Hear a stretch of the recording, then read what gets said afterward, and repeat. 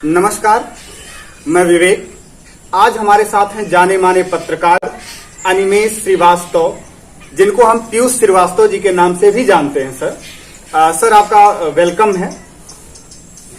क्योंकि आप एक पत्रकार हैं और समाज में आप घूमते टहलते रहते हैं और समाज से आप डायरेक्ट जुड़े हुए हैं, तो हम जानना चाहेंगे सर, इस समय क्योंकि लॉकडाउन चल रहा है और बहुत सारे अभिभावक जो प्राइवेट विद्यालय में उनके बच्चे पढ़ रहे थे, वो अब उनकी मानसिक दशा क्या है? क्या अब की बार वो एडमिशन लेना चाह रहे हैं या उनके पास कोई और ऑप्शन है? वर्तमान में यदि देखा जाए तो जहां देश के प्रधानमंत्री माननीय नरेंद्र मोदी जी और यूपी के सीएम योगी आदित्यनाथ जी जिस तरीके से सक्रिय हैं और महामारी कोविड-19 को लेकर के, तो ऐसे देखा जाए कि एक गांव के ही लोग नहीं, अन्य देखा जाए तो इस पूरे ऑल ओवर में लोगों की परेशानी का सबब बन चुकी है।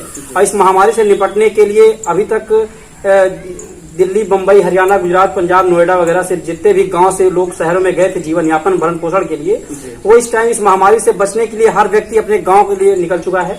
और देखा जाए तो उनकी इनकम यानी कमाई का जो जरिया था वो रुक चुका है और सारी प्रकार से उनकी समस्याएं हो गई हैं। यहाँ की खाना पीना, भरण पोषण, बड़े जीवन यापन करना ही प्रभावित कर दिया है।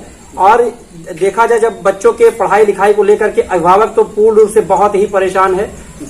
अब प्राइवेट विद्यालय भी बंद चल रहे हैं और प्राथमिक विद्यालय में देखा जाए तो एक थोड़ा फर्क दिखता है हमें कि जैसे प्राथमिक विद्यालय में फीस वगैरह भी थोड़ी सस्ती है और पढ़ाई लिखाई को लेकर देखा जाए तो मिड डे मील वगैरह जो है गांव में इसमें वापस बच्चों को जितने पढ़ाई लिखाई को लेकर के इसका पैसा वापस कर दिया जा रहा है। तो आज के पेरेंट्स यानी अभिभावक ये चाह रहे हैं कि हम अपने बच्चों को सोशल डिस्टेंसिंग से बचने के लिए और हमारे बच्चे महामारी के शिकार ना हो और लोग रोग से प्रभावित ना हो सके, इसलिए वो अपने बच्चों को होम ट्यूशन देना पसंद कर रहे हैं कि ताकि उनके बच्चे सोशल डिस्टेंसिंग का भी प्रयोग कर सके और इस महामारी से पूर्ण रूप से बचे भी। जी, बिल्कुल। आपका ये कहना है कि वर्तमान में जो अभिभावक है वो, क्योंकि जो प्राथमिक विद्यालय का मतलब है कि वो प्राइमरी जो हमारे यहाँ गांव में कहा जाता है, वहां अपने बच्चे को भेजना चाह रहा है, क्योंकि जो मिड डे मील में उनका आ रहा था उसको अब अकाउंट में पैसे के रूप में ट्रांसफर किया जाएगा, तो अपने बच्चे का एडमिशन वहां करवा लेगा और उसके बाद वहां एडमिशन करवाने के बाद वो होम ट्यूशन लगवा लेगा। जी, बिल्कुल सेफ। इस प्रकार से आप कह रहे हैं। तो सर हम ये जानना चाहते हैं, अगर आप एक अभिभावक होते तो एक अभिभावक के तौर पे आप क्या करते?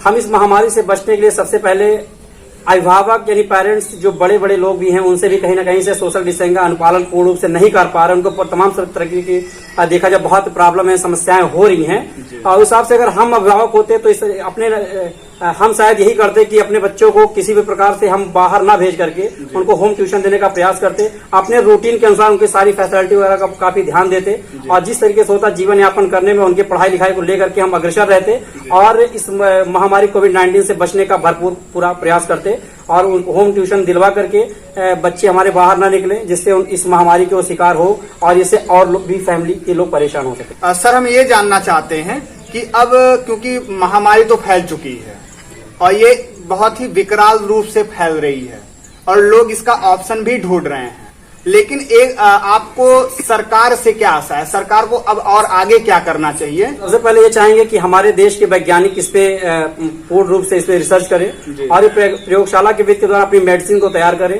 जिससे हमारे भारत में इस महामारी से पहले बचा जाए। और सरकार को कहीं ना कहीं से उनको प्रोत्साहित भी करनी चाहिए और जब ये हम महामारी से निपटने के लिए हमारी प्रयोगशाला में मेडिसिन की तैयारी हो जाएगी और पूर्ण रूप से ये सफल यानी पॉजिटिव रिस्पॉन्स हम लोग को मिलना शुरू हो जाएगा, तो सीधी सी बात है कि देश में अब बच्चों की बात ना करके अभिभावक अपने भरण पोषण जीवन यापन के लिए भी आप बाहर निकलेंगे। आज जो दिक्कतें उनको हो रही हैं पढ़ाई लिखाई को लेकर के, वाहन वगैरह भी रुके हुए हैं, ये सारी फैसिलिटी उनको मिलेगी। लेकिन जब मेडिसिन की खोज हो जाएगी, समझिए बहुत बड़ी जीत हो जाएगी यहाँ पे देश के लिए। और माननीय इसमें प्रधानमंत्री और सीएम योगी जी को भी चाहिए कि इस पे विशेष अग्रसर होकर के प्रोत्साहित भी करें और इस मेडिसिन की तैयारी होना बहुत जरूरी है, जिससे सबको पूर्ण रूप से सफलता मिल सके। जी बिल्कुल। सरकार से आपकी जो अपेक्षाएं हैं आपने उसको तो बताया सर, लेकिन सरकार अकेले कुछ नहीं कर सकती है।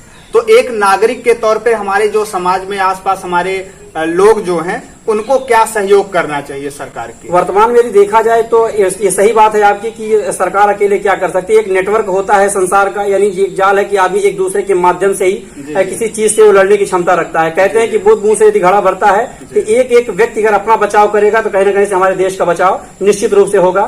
तो हर एक नागरिक सरकार का भी पूरा सहयोग करे और इस कोविड-19 से बचने के लिए वो अपने साथ साथ अपने परिवार का भी ख्याल रखे और अपने जितने भी रिलेटेड उनके रिलेशन के भी हो उनको भी सही उपदेश दे और सरकार के जो भी आदेश करता हो उनके आदेश का पूर्ण रूप से पालन करें और सोशल डिस्टेंसिंग का पूरा भरपूर पालन करें। सर आपका बहुत बहुत धन्यवाद, आपने हमको इतना समय दिया। आगे एक और विषय है जिस पर हम आपसे चर्चा करेंगे भविष्य में। बहुत बहुत धन्यवाद सर।